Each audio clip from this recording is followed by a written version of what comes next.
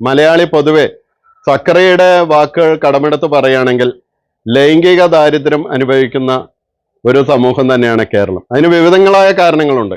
പക്ഷേ സിനിമാ മേഖലയിൽ ഇത്രയധികം അത് രൂക്ഷമായിരുന്നു അല്ലെങ്കിൽ രൂക്ഷമാണ് എന്നാണ് ഇപ്പോഴാണ് മനസ്സിലാവുന്നത്. തീർച്ചയായും സിനിമാ രംഗത്ത് ഒരിക്കലും കാണാനും കേൾക്കാനും പാടില്ലാത്ത, നമ്മൾ അറിയാൻ ആഗ്രഹിക്കാത്ത കാര്യങ്ങൾ തന്നെയാണ് സിനിമാ മേഖലയിൽ ഇപ്പോൾ സംഭവിച്ചുകൊണ്ടിരിക്കുന്നത്.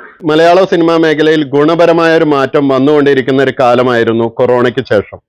ഈ കൊറോണയ്ക്ക് ശേഷമുള്ള കാലഘട്ടത്തിലാണ് മലയാള സിനിമ 250 കോടിയും 300 കോടിയും 200 കോടിയും ഒക്കെ ബോക്സ് ഓഫീസിൽ നിന്ന് ലഭിക്കുന്ന ചിത്രങ്ങളുടെ ശ്രേണിയിലേക്ക് അന്യഭാഷാ ചിത്രങ്ങളെ അത്ഭുതപ്പെടുത്തിക്കൊണ്ട് മലയാള സിനിമ എത്തത്. അങ്ങനെ മലയാള സിനിമാ വ്യവസായം അങ്ങേയറ്റം പ്രതീക്ഷാ നിർഭരമായിരിക്കുന്ന ഒരു സമയത്താണ് മലയാള സിനിമയെ ഈ നിർഭാഗ്യകരമായ വിവാദങ്ങൾ പിൻകൂടിയത്. പിന്നെ തിയേറ്ററുടെ കാര്യം പറയുകയാണെങ്കിൽ, ഞാൻ കേരളത്തിലെ അങ്ങോളം ഇങ്ങോളമുള്ള നിരവധി സിനിമാ തിയേറ്റർ ഉടമകളുമായിട്ട് ബന്ധപ്പെട്ടിരുന്നു. കേരളത്തിൽ 617ഓളം സിനിമാ തിയേറ്ററുകളാണ് ഇന്ന് നിലവിലുള്ളത്. 617. കൊറോണയ്ക്ക് മുമ്പ് അത് 800-ലധികമായിരുന്നു. കൊറോണ കാലത്ത് നിരവധി തിയേറ്ററുകൾ അടച്ചുപൂട്ടി. അതിന്റെ ബാക്കിയാണ് ഞാൻ ഈ പറഞ്ഞ 617. ഇതിൽ വലിയ തിയേറ്ററുകളുണ്ട്, ചെറിയ തിയേറ്ററുകളുണ്ട്, വലിയ സാങ്കേതിക മികവിന്റെ അടിസ്ഥാനത്തിൽ പ്രവർത്തിക്കുന്ന തിയേറ്ററുകളുണ്ട്.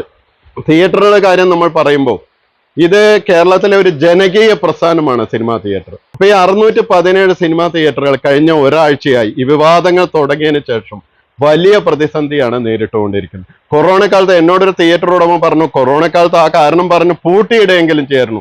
പക്ഷെ ഇന്ന് ആ കാരണം പറഞ്ഞ് പൂട്ടിയിടാനാവുന്നില്ല. മണ്ണാർക്കാട്, ഞാൻ മണ്ണാർക്കാട് നിന്നിട്ടാണ് സംസാരിക്കുന്നത്. മണ്ണാർക്കാട് ഒരു പ്രമുഖ സിനിമാ തിയേറ്ററിൽ ഇന്നലെ ഫസ്റ്റ് ഷോന് വന്നത് 7 പേരാണ്. ഇന്നലെ ഫസ്റ്റ് ഷോന് വന്ന് കൃത്യം 7 പേരാണ്. അപ്പൊ ആ അദ്ദേഹത്തിനോട്, ആ സിനിമാ തിയേറ്റർ ഉടമയായിട്ട് ബന്ധപ്പെട്ടവർ പറഞ്ഞു, ഇനി പഴയ കാലം, ഈ സൂപ്പർ സ്റ്റാറുകൾക്ക് പഴയ കാലം തിരിച്ചു പിടിക്കാൻ പ്രയാസമാണ്. അപ്പൊ ഞാൻ അതിനുള്ള കാരണം ചോദിച്ചപ്പോൾ, ദിലീപിന്റെ സിനിമയ്ക്ക്, ദിലീപ് വിവാദത്തിന് പെട്ടതിന് ശേഷം ദിലീപിന്റെ സിനിമയ്ക്ക് ആള് കയറുന്നില്ലല്ലോ എന്നാണ് അദ്ദേഹം ഉദാഹരണമായി പറഞ്ഞത്. അമ്മ എന്ന് പറയുന്ന സംഘടന, association of Malayali movie artist, ഈ അമ്മ എന്ന സംഘടന മലയാള സിനിമയിൽ കലാകാരന്മാരുടെ ആരോഗ്യകരമായ വളർച്ചയ്ക്ക് വേണ്ടി രൂപീകരിച്ച ഒരു സംഘടനയാണ്.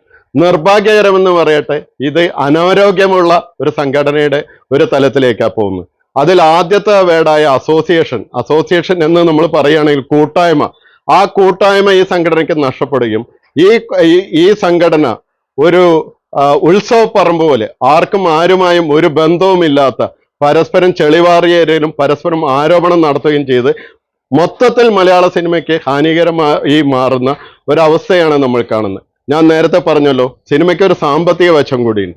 ഈ സാമ്പത്തിക വശത്തിന്റെ ഏറ്റവും അവസാനത്തെ കണ്ണിയിലേക്ക് വരികയാണെങ്കിൽ അവിടെ നമ്മൾ കാണേണ്ടത് സിനിമാ തിയേറ്റർ ഉടമകളെയും അല്ലെങ്കിൽ സിനിമാ തിയേറ്ററുകളെയും സാധാരണക്കാരനായ പ്രേക്ഷകരെയും.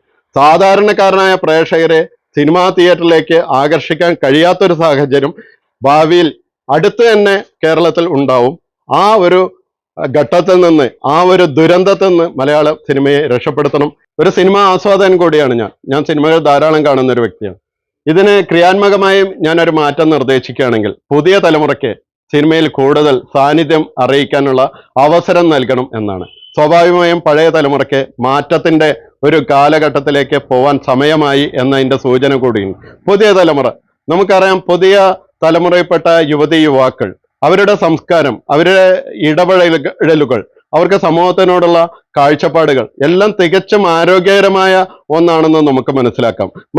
ഏതൊരു മേഖലയിലും ഇല്ലാത്ത രീതിയിലുള്ള പ്രശ്നങ്ങളാണല്ലോ മലയാള സിനിമയിൽ ഇപ്പോൾ വന്നുകൊണ്ടിരിക്കുന്നത്.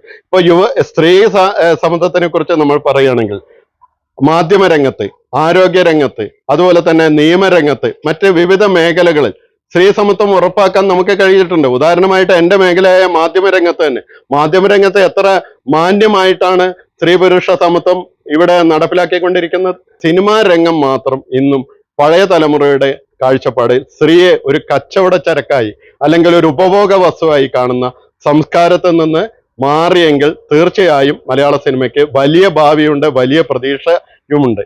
അതിനു വേണ്ടത് ഞാൻ കൃത്യമായി പറയാം, പഴയ തലമുറയിൽപ്പെട്ട ആളുകൾ, പഴയ തലമുറയിൽപ്പെട്ട സൂപ്പർ സ്റ്റാറുകൾ എന്ന് വിശേഷിപ്പിക്കുന്ന ആളുകൾ തന്നെ ഒന്ന് മാറി നിൽക്കാനും പുതിയ തലമുറയിൽപ്പെട്ടവർക്ക് സിനിമാ മേഖലയിൽ അവസരം കൊടുക്കാനും തയ്യാറാവണം. അവർക്ക് ഈ സൗഭാഗ്യങ്ങൾ മുഴുവൻ നൽകിയത് മലയാളമാണ്, മലയാളത്തിലെ പ്രേക്ഷകരാണ്.